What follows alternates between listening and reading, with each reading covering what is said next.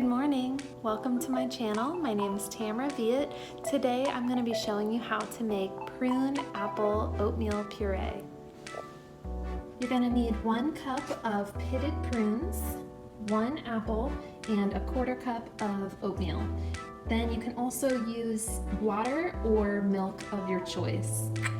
After you chop up the prunes, the apple, then you're going to put in the oatmeal and 1 cup of water. Set your Instant Pot to 5 minutes on steam.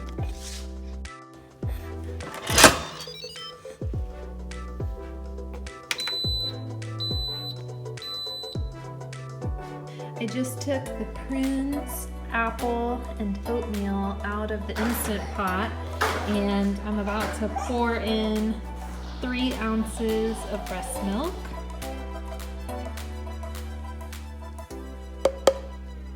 And that's it.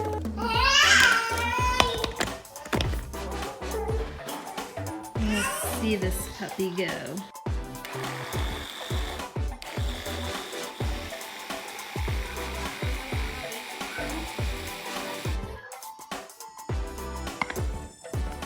And there we go.